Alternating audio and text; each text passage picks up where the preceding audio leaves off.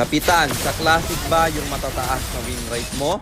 Abangan yung sa dulo ng video na to dahil doon natin yan pag-uusapan. At para naman sa mga bago lang sa page, ang ginagawa po natin content tuwing 9 PM ay 1 game per day. Solo, rank, game at ang goal natin sa content natin na to ay mag 100 win straight.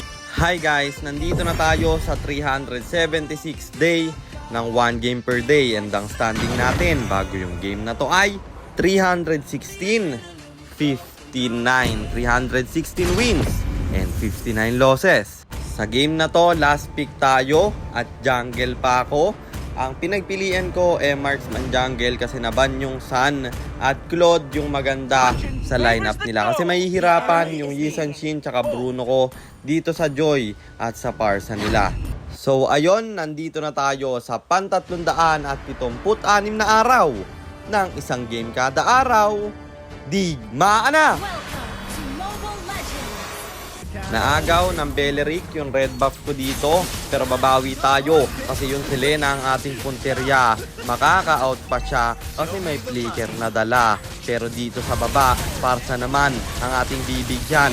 Mamamatay siya. At yung dalawa dito, mukhang papalagan ko pa, pero yung Joy ang naghabol. Alam kong walang ultimate to, kaya pinalagan ko. At siya pa, yun nabigyan bro. Tapos dito sa Turtle, malayo yung retry holder, kaya naman libre namin tong nakuha.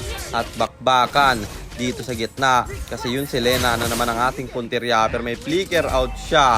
Makakatakas na naman si tropa. At ako pa, yung napalalim. Nakakadalawa na yung Selena na yun sa akin Pero yung Joy dito maghahabol. At may BMI ako para balikan ng problema. Di siya nagdash, kaya meron siya ngayon. At wala na akong kawala doon. Dito kakabuhay ko lang at yung Turtle sinimulan ng aking kampe. Libre naming nakuha to pre. Tapos dito sa gitna, ginibir na palalim kaya inultihan ko agad. Ang problema na pana, buti na lang nakawala. Kung kanina yung Selena yung nakakatakas, ngayon ako naman. Tapos Parsa dito ang namataan ni Retrico. Super slow siya. Hinabol ng Benedetta at siya'y mabibigyan pa. Siyempre wala yung mid laner kaya babasagin natin yung Thorin niya. Pero yung Joy dito i-dedepensa kaya in-out ko na lang. At mukhang gustong bumawi ng Selena kasi yung pana niya tumama at ako'y pulahan na. Maghahabol si tropa. Nag-buff muna ako dito. Tapos hahabulin niya ako. May flicker siyang dala. Ako'y bibiglain. Pero alam niyo naman na alerto tayo men. Ni Retrico pa. Super slow siya. Natrapan ako pero may life steal tayo. At nakuha ko na yung red. Napatay ko pa yung Selena. Tapos yung Turtle dito ay magkakaroon ng retrihan. Cooldown yung akin pero Layla ang makakakuha. Sabay habol sa ginibir nila. Ang problema may papana dito sa damuhan at ako pa yung nabigyan. Pero dalawa rin naman yung namatay sa kalaban. Tapos dito yung Joy. Bala kong agawan ng red buff. Pero yung Parsa na lang ang ating hinabol. Ginibir pulahan na rin pero may flicker out siya. Okay na yun kasi nakakuha na tayo ng isa. Tapos yung Selena dito ay low HP na. At yung ginibir ang babagsak pero masyadong masakit yung carry doon. Tapos Lord dito ay nagkakapwestuhan. Tatlo yung bagsak sa kalaban. Nandito pa yung Joy. Pumasok sa apat. Kala mo may magagawa. At dahil apat yung bagsak sa kanila, yung Lord dito mukhang libre na namin makukuha. Pero pinatay ko muna yung Selena kasi masyadong makulit. Ang problema, namatay yung Beleric sa palo ng Lord. Pero di natin sasayangin yung pagkamatay niya kasi yung Lord libre nating nakuha. Tapos dito sa gitna, ang daming low HP kaya pinasok ko na Winter Crown sabay ulti pero walang namatay sa kalaban. Kaya dumiretso na lang tayo sa baba para bumasag ng Thorin nila. At dumako na tayo dito sa Lord side. Sila siyang magaganap. Ginibir nag-ulti na kaya siya'y mabibigyan sabay habol sa Joy. At Parsa nila, napatay ko man yung dalawa ako napatay rin. Tapos yung Lord dito, up na. Kami ang nagsisimula. Biniburst na namin ng Layla. Ko-contest yung Joy at siya yung makakakuha. Pero hindi tayo papayag na walang bawi yan man. Tatlo yung bagsak sa kalaban. Kaya pwedeng irekta yung gitna. Dalawa yung buhay sa kanila. Kaya tinawerla ko na. Ginibir makakahuli ng isa. Pero yung Selena dito papalag pa. Ang problema na wala yung BMI ko.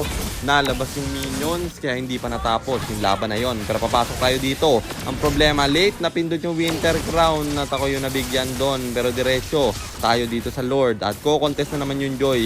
Hindi na tayo papayag na makakontest pa yan kaya agad nating binigyan. Bagsak yung retry holder ng karaban at dito sakto naman yung Winter Crown ko. Bagsak yung tatlo at yung carry isusunod ko pa. Makakamaniac tayo. Ang problema, may Selena sa damo. Na-shutdown niya ako pero apat naman yung napatay ko sa kalaban. Ang problema ay ang lupit ng Selena kasi nahatak niya yung minion guys. So nailabas niya, di tuloy natapos at may Lord Blast pang magaganap. Winners na namin kasi wala yung Joy, libre namin itong nakuha kaya pwede na itong erekta. Dito sa gitna, nagmamarka na yung Lord.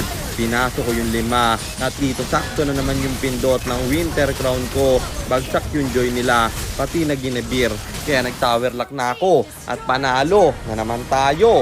Kaya ang standing na natin ay 317, 59, 317 wins and 59 losses. At sagutin na natin yung tanong ni Idol, sa Classic nga lang ba yung mga win rate ko na matataas? Isa lang ang sagot dyan, syempre hindi man. Sa mga dati pang nakapollow sa akin, alam nila yan na hindi ako classic boy.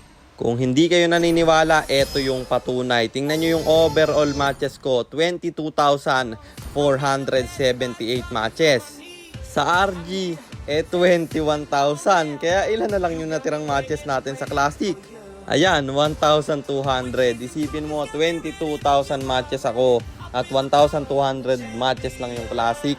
Paano mahihita ko nun yung win rate ko? Kaya ayan ang patunay na hindi tayo Classic boy. Pure RG yan man. At yun lang, sana nasagot ko yung tanong mo Idol. At sana rin meron kayo natutunan sa content natin na to.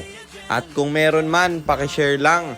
Then after nyo i-share, mag-comment na rin kayo ng pa-shoutout para ma-shoutout ko kayo sa mga next nating content. At i-comment nyo na rin ang inyong mga katanungan kasi baka malay mo sa next nating content, comment mo naman ang mapili ko.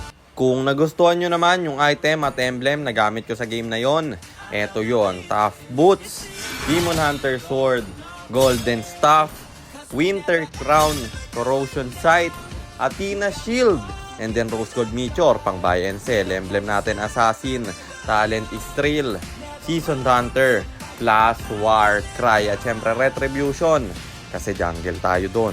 Teka, baka kilala mo lang ako at lagi kang nanonood pero hindi ka pala nakafollow sa page. I-follow mo na yan. Isa lang eh. Kung gusto mo namang magpapilot ng ML account, mag-PM ka lang, nagre-reply ako at syempre, may bayad yon. Kahit hanggang anong rank pwede mo ipapilot. Kahit anong hero pwede mo ipaspam basta may additional payment pag magpapaspam kayo ng hero. At yun lang guys, sana nag-enjoy kayo sa content natin na to. At shoutout sa iyo Ivan Calif Estares Cabarlo, kay Chanik Angor, kay Aslum, kay Toribio Binel. Maraming salamat sa suporta nyo guys. Ingat kayo palagi. God bless. Paalam!